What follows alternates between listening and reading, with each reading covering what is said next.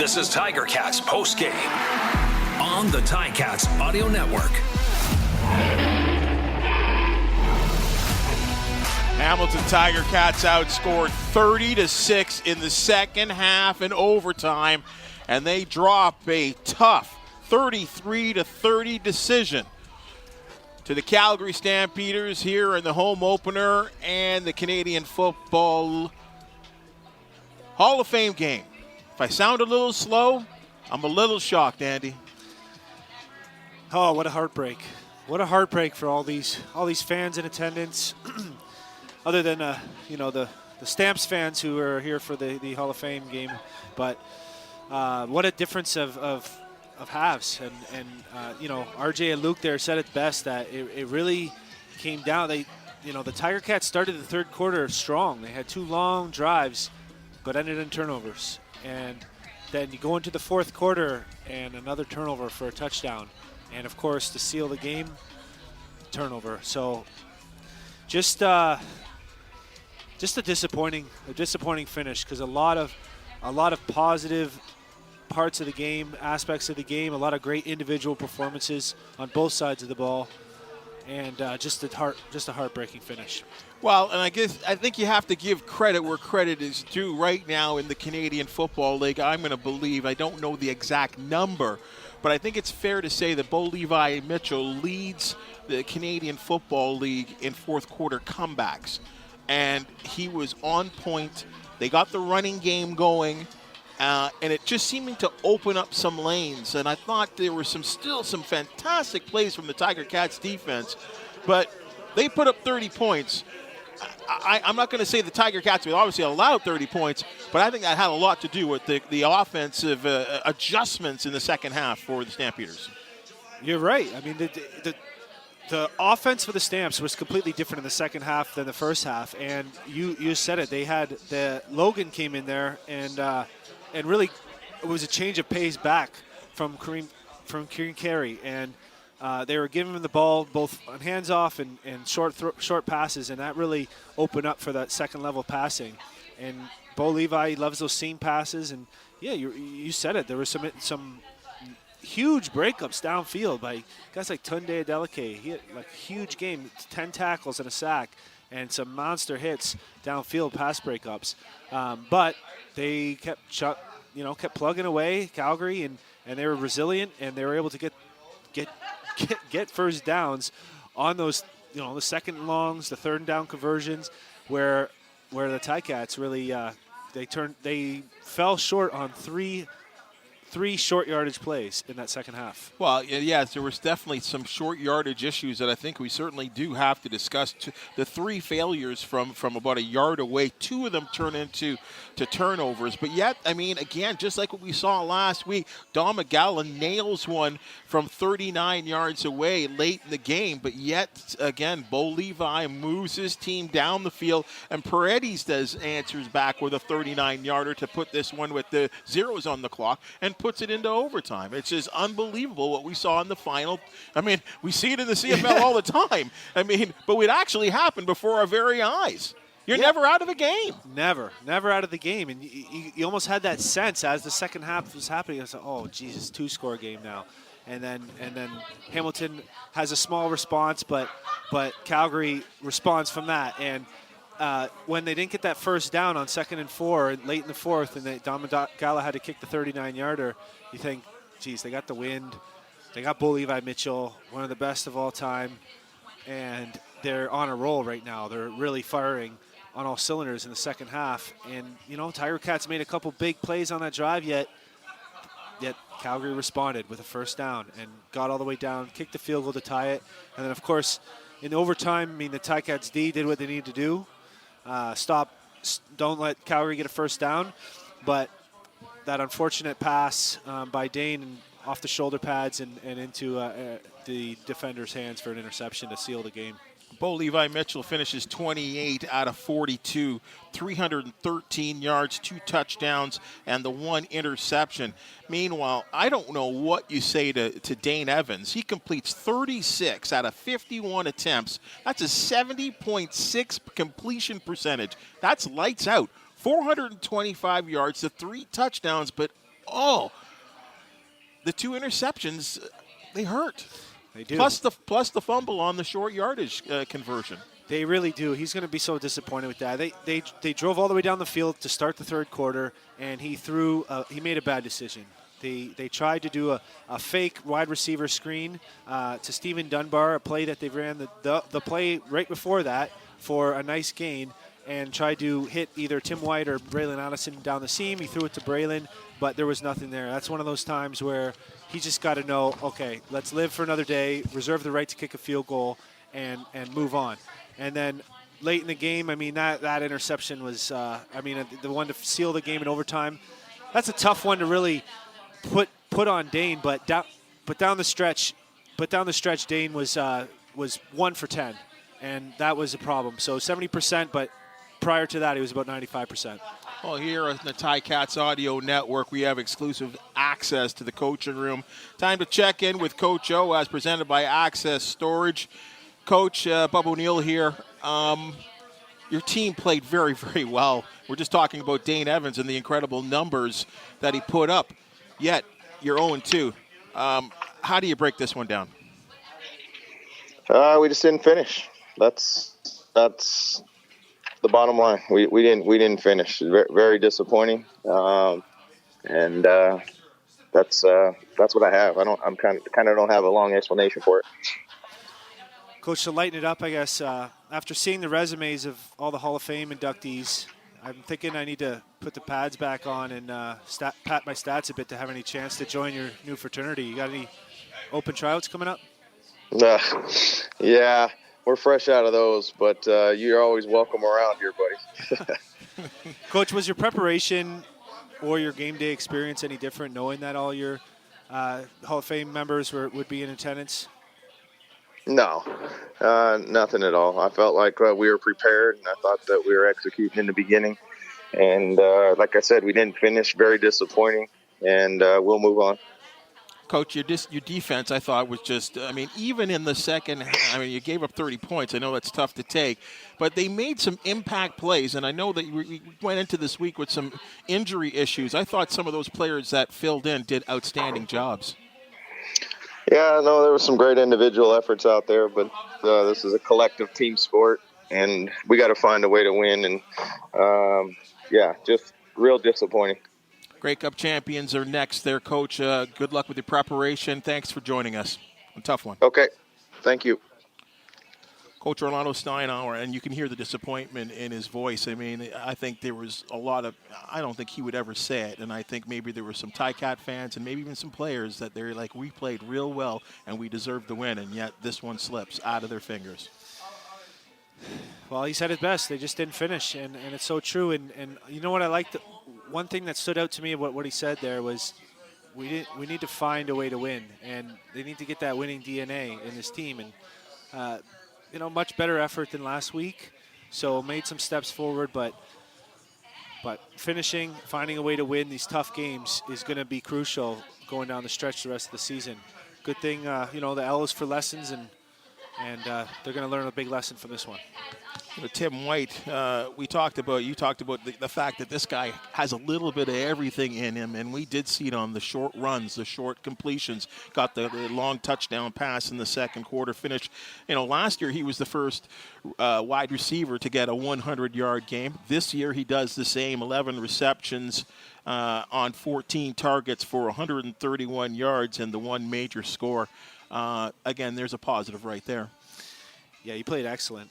There was a few throws where Dane didn't quite hit him there late down the stretch that looked like the blocking was set up a little, what it's called a scrape, where he's coming across the line of scrimmage from the other side of the field, and just a little flat route where he's got the blocker set up, and Dane just put it behind him, and he couldn't make the one-handed grab, and that could have been a big play, but to help get a touchdown at the end there. But other than that, he had some great efforts running after the catch with the ball, and certainly that touchdown catch was just amazing.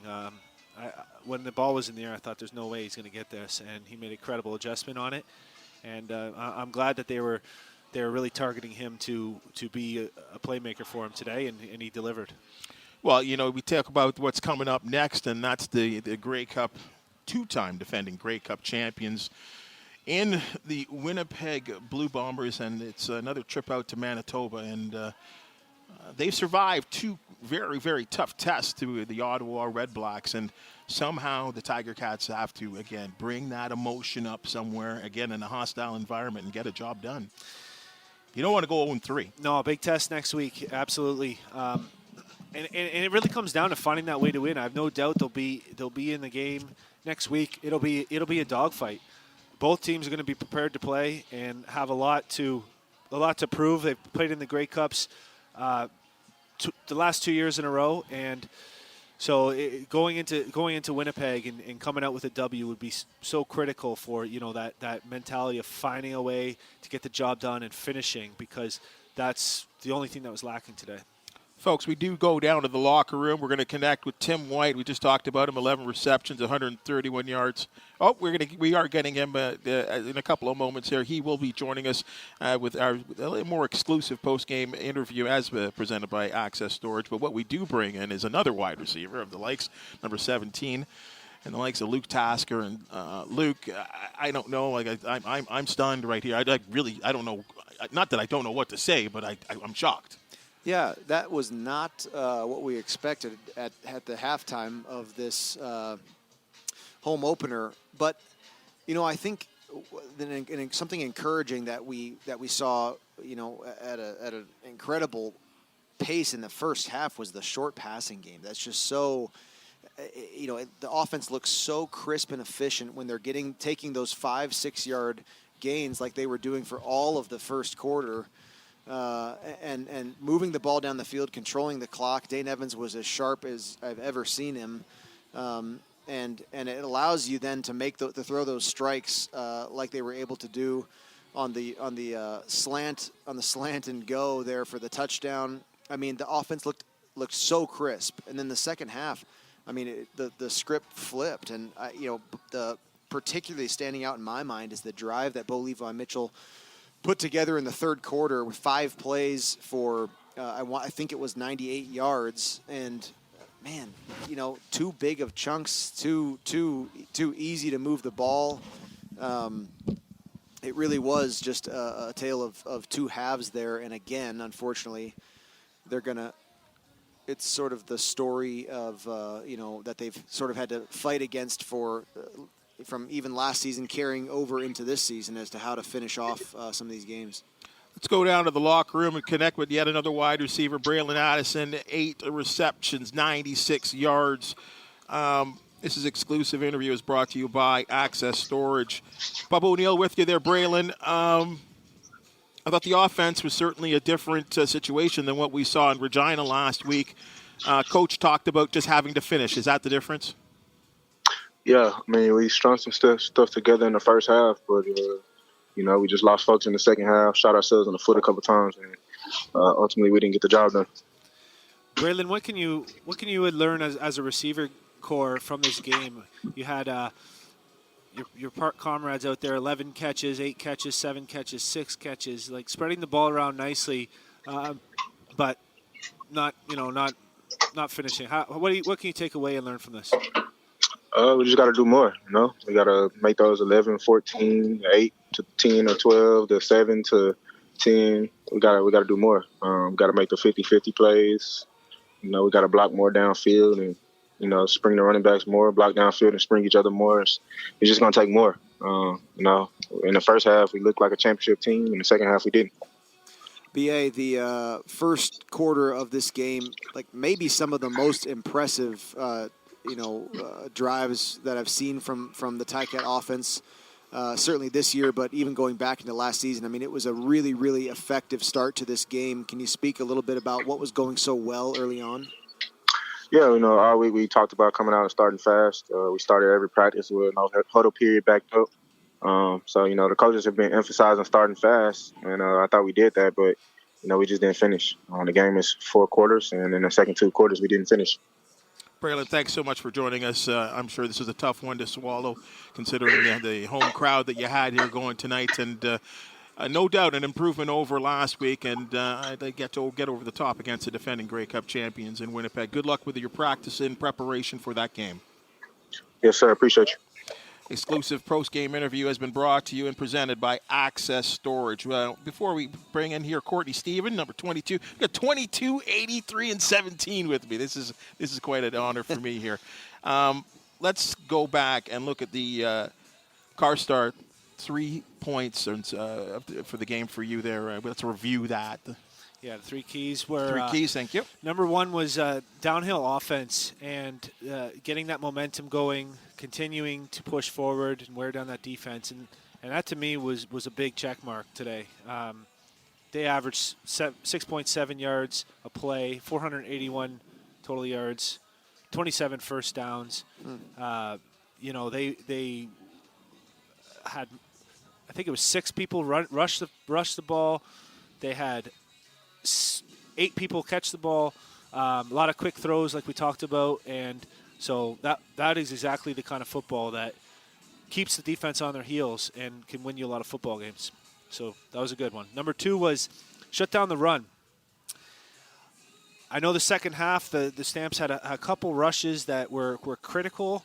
However, I do think that is also a check mark because they really did end up beating the Ticats offensively with the passing game. And that was key to having a chance in this game or giving yourself the best chance in this game. And, the Stampeders had 65 yards on 16 carries. So a decent job of shutting down a great rushing attack. So I'm going to give them a thumbs up. And then number 3 was win the turnover battle. And that certainly was a big thumbs down. It was 4-2 for Calgary in the turnover battle, and some critical ones. The errant throw at the first drive of the third quarter for that interception, reserve the right to kick the field goal, get those points on the board, keep extending the lead, and then the fumble for the touchdown. I mean, that's one Dane's going to want to have back. He would probably be in the player game if it wasn't for that. It was something that was a must correction from week 1. And, I know he was trying to extend the ball and get that first down, but critical junction of the game. And then they had those 2, or they fell short on those short yardage plays. So they got to find a way to just make those things automatic all game long. Well, we have Tim White with 11 receptions, 131 yards, and a touchdown as our performer of the game. Is presented by Hercules Tire. Ride on our strength. Let's bring in Courtney Stephen here. Defense, I thought they were so exceptional when given the opportunity to be on the field in the first half. I didn't think they played poorly in the second half, but yet they get outscored, Courtney, 30-6. Well, one of the things about this game is that you can play awesome for, however many minutes. It only takes that one drive that you don't get off the field or those critical second downs where you can't convert as a defense and get the opponent to punt. Those are the ones that come back to haunt you. But there are moral victories. I know that's not what they're here for, but a guy like Tunde, 10 tackles, a sack, the first sack for the Ticats of the season, separating receivers from the football. Decleating people. Yeah. He was a guy who was playing with his hair on fire. I was going to say, you must have been happy watching that game, watching your boy go to work. Man, it was great to see. And I think there's a lot of positives. And it's easy for me to say up here in that locker room. I know nobody's walking around with their chin up talking about, we did great. It's obviously a performance business. But they lost today because they didn't get off the field on those long drives, and they didn't stop them from scoring more points. So there'll be some soul-searching. Luckily, this is early in the season. Luke, those first 2 drives of the third quarter, to me, with ending up in turnovers, after nice, long, effective, time-wasting drives, that was the turning point, in my opinion, and you could kind of feel the momentum shifting. And then when they didn't get the first down on 2nd and 4 in the fourth quarter and had to kick the 39-yarder, you almost had that almost knew that the Bull Levi was going to find a way to, with the win, come down and get some points. So, what did you think about when it turned for you? Yeah, it deflated the turn. It just kills your momentum in the game. The turnovers, you can't afford it, and when you do it at the wrong time in the wrong position, field position, which is the score zone, it's just even more damaging. Specifically with that. with the stripped, the sort of fumble strip on the third and short when they were going for it. Dane kind of got caught up in the mix. Looked like he had his arm sort of caught in the pile. Were you surprised that you had Schultz in the play before short yardage? They took him out, and then on third down had Dane run that play. Was that a surprise to you? It was. I'm not exactly sure what the intention was there, and that was sort of like a 2nd and 1.5. And I was expecting Schultz to actually throw the ball there. I thought they were setting something up with that 2nd and short to then have a chance at the make for what would have been a 3rd and short. Yeah, I think there's some missing pieces of information to what we're privy to. I don't know what was going on there, but you gotta limit your losses. You have to draw lines in the sand and say it's like when you're a punt returner. Your number one job is to make sure your offense has the ball the next play. Well, when you're running that short yardage, like you got to say, okay, worst case scenario, it's a turnover on downs. You can't allow the option of a turnover there because it's just a decision to make about ball security. It's not really an error of effort. It's a controllable error to protect the ball as good as you possibly can. Well, you mentioned punt return. I thought Lawrence Woods at the end of the game gave a great opportunity to the Ticats with that explosive return. I believe it was about 20 yards or so, but in the clutch. Mm-hmm. And that's what you want special teams to do, is to create opportunities.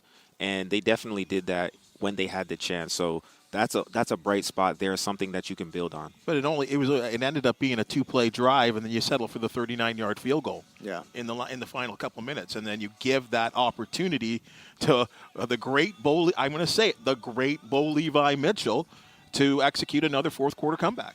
The Andy, you mentioned the third quarter drives by the Ticats, but that third quarter drive by Calgary's offense into the wind, which at times was effective and at times seemed to not play that huge of a role in the game, but a couple screens, one to the right, one to the left, and they took away half of the yards to be gained to the score zone. I mean, they had a really, really impressive third quarter as well, and I thought that they kind of expertly mixed the pass and the run on the Ticats defense, and maybe Dylan Wynn missing in that front four rush is certainly going to be a factor, but that is the reality of football, and if it's not Dylan Wynn, it's another position that suffers a costly injury. And so wins and Grey Cup wins have to come through that kind of adversity.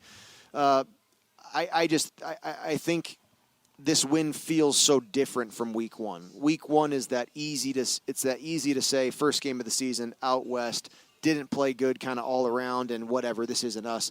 This really, we saw moments of the best of the Ticats tonight. We saw moments of real greatness, and so when that in the shortcomings that we witnessed in the second half, this is the kind of win that really hurts a little bit more, I think, and really makes you think, hey, how can we not do this?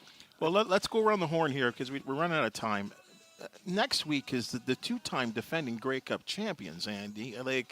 And you've had exactly like Luke said, you've had these two types of losses. There are losses regardless. You're 0-2. You got to go into the barn of the two-time defending Grey Cup champion. What kind of attitude do you have to bring to turn this around?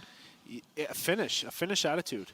Finish every play and certainly finish no matter how much you're ahead. Just keep the foot on the pedal and finish the game.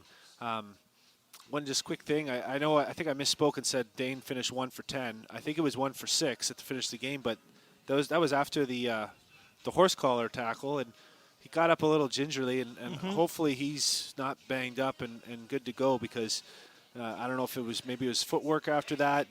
He had some errant throws off to the sideline and behind the receivers. So that really, if we saw the Dane that we saw in the first three quarters there, we might have had a few more first downs and it could be a different outcome. But Dane has to be healthy.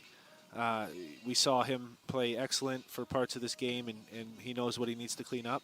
So going into Winnipeg, we need a healthy Dane with an attitude of finish. Luke? It is tough, and they get to own that badge of two-time Grey Cup champions, right? And to go out to Winnipeg and that you have to overcome that. But Winnipeg, yes, they've won 2 games now this year, but you go back and look at those, they weren't blowing Ottawa out of the water by any means. Ottawa got off to a great start in their match this week in week 2, and they're figuring things out themselves, Winnipeg, I mean. And Ticats with 2 or 3 plays that don't have, if you can hand select 2 or 3 plays in this game that don't happen, it really probably isn't even close by the end with Calgary. So it's hard. You want to be careful as a football player and as a coach to get into that mindset of, oh no, here we go again, or we just can't figure out what's wrong. It really, the reason it's hard to discuss and talk about this is because it's kind of easy to figure out what's going on.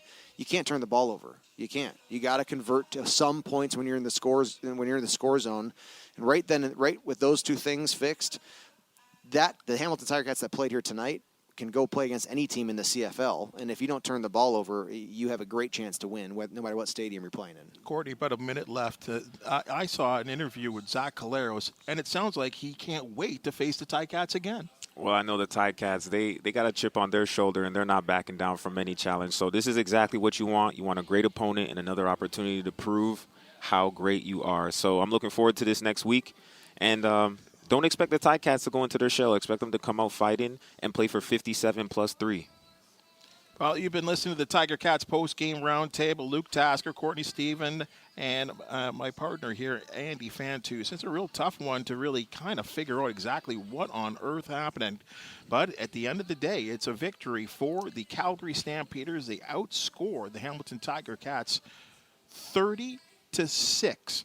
In the second half in overtime, and the Tiger Cats are now 0-2 with the defending Grey Cup champions on the docket next. Guys, thanks so much for joining us on the Tiger Cats audio network. It's been a fun one, and certainly a fun one for the fans who ought to enjoy Hall of Fame, the induction, the ceremony, the game. Unfortunately, the Tiger Cats go home with an 0-2 record. This has been the end of the post-game show, as brought to you by Journey Rewards earlier. And, of course, we're going to join you with the pre-game show as we get into Winnipeg. And game number 3 for the Tiger Cats on the Tiger Cats Audio Network. I'm Bubba O'Neil signing off. Back to your affiliates. Have yourself a great night.